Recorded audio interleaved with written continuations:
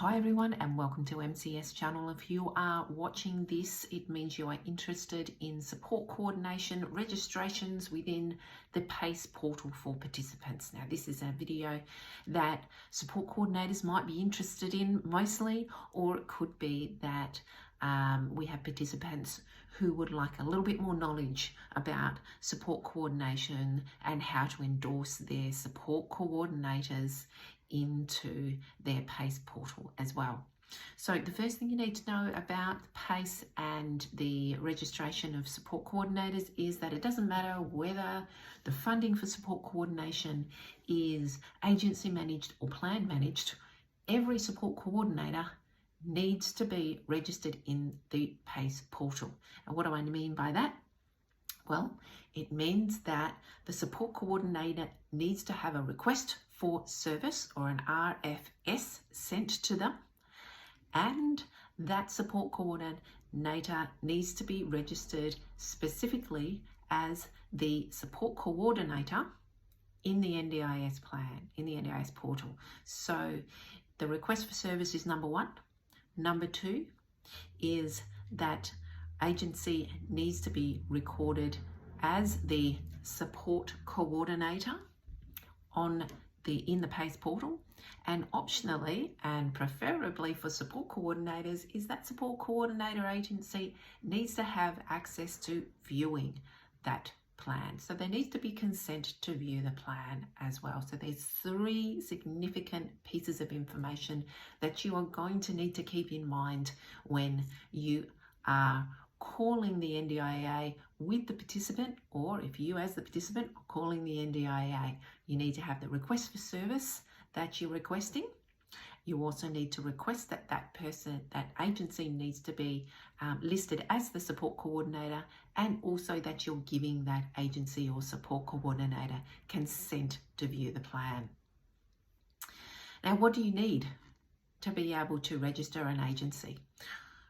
When you call the NDIA, whether it's with the participant on the phone, preferably with you, otherwise the NDIA, if you are a support coordinator, will not allow that registration to occur. Or if you are the participant yourself and you're doing this independently, you are going to need to know the support coordinator's provider ID. Now this is an ID that starts with the numbers 40 and then about 5 or 6 numbers after that.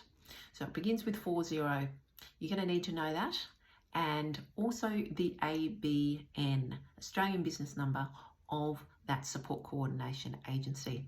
Those two pieces of information, the delegate, when you call the NDIA on the 1800 number, will give that delegate all the information they need to forward that request for service and also register the agency, support coordination agency, as the support coordinator, and you'll be able to do that successfully. Now there's important information that you need to know about what that request for service does. So the request for service it means that support coordinator is able to receive that request for service in their provider portal. What it also means is that once that request for service is accepted, the support coordinator, you're going to be able to view when the reports are due on that participant's record. So there's an implementation report that's usually due about 8 weeks in, and that's usually 8 weeks after the request for service has been accepted. And there's also progress reports. Now those could be as early as every 3 months, particularly if there's special support coordination involved, or it could be yearly is the next progress report, or it could be at the end of the plan. So it's important to be able to check when those reports are due and check them regularly in the request for, as a part of that request for service allows you to do that. Request for service also allows those providers to be paid. So the support coordinator is able to be paid for that with that request for service, and also that registration as the support coordinator when they submit invoices into the NDIA portal, they're able to be then paid. It's important when you are registering support coordinators in the portal, the PACE portal, that you start the registration of that support coordinator from the day that that support coordinator started working for you, or if you're the coordinator, you started working for the participant.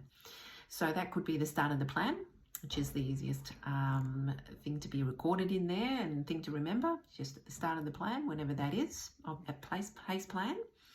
Or it could be the date that you actually started working with that participant if it's beyond the start of that NDIS start date for PACE.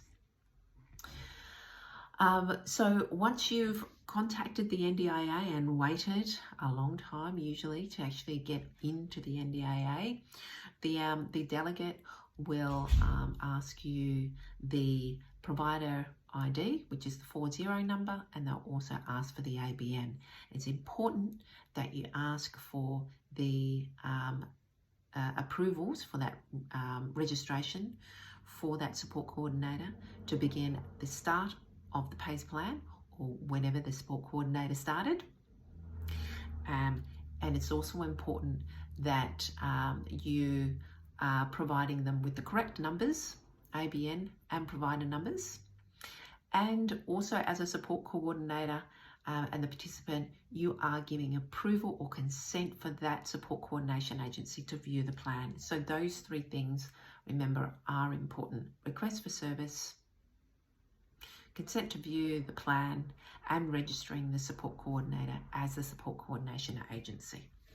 Now, once that happens, it should be instant. Sometimes requests for services, they end up taking a little bit longer because the delegate can't send the request for service instantly at times. We're not sure why at this point, but sometimes they have to send it up to a team leader or another team that their request for service has been requested by the participant. Now, in order to circumnavigate all of this calling of the NDIA to get support coordination registered, is that when you go through a plan review meeting, at the time of that plan review meeting, the participant and the support coordinator, who is usually in that plan review meeting, ask that delegate or the planner to ensure that that support coordination agency is registered as the support coordinator in the new PACE plan, and the request for service is sent to them. Now, if you're lucky enough to have the planner's email, and you can ask for that if they are agreeable to sending it to you, if it means that if you the new plan actually gets sent out, it means that you can connect with the planner if that request for service does not successfully come through to you, or the registration for the support coordination, or the consent. Now, they're three separate things. Usually a request for service goes hand in hand with registration of as the support coordinator in PACE, but we've seen every permutation of those three, where you've got the support coordination registration, but there's no request for service, vice versa. And then there's no consent. So it's important that you're going to be able to view the plan, because as a support coordinator, they're the people that are going to help with budgeting, etc. So the only other, just a little tidbit here, the only other agency that actually has to be specifically registered as their role in PACE portals are behaviour supports practitioners. Now, if you are calling to register the support coordinator in PACE, and you have behaviour support funding in the plan as well, then it makes sense to also at the same time register the behaviour supports practitioner as the behaviour supports practitioner in the PACE plan. So again, they need the organisation ID, and they're going to need the ABN to be able to register the behaviour supports practitioner in the PACE portal. All other providers, they don't need to be registered as my providers per se, but if you want to, you can register them at the same time. All other providers, OT, support worker agencies, etc., they do not need to be registered as a my provider. But if you want to register them as my providers, you can do that. It means that they will get paid quicker. If they're not registered as my providers, those providers can still submit invoices, and the NDIA will text the participant and ask them whether they approve for them to be able to pay that invoice for them. And if they say, get approval, then that's fine. Those invoices will be approved. But if there is no response, those providers will still get paid, but there will be a delay on that payment. So there you have it.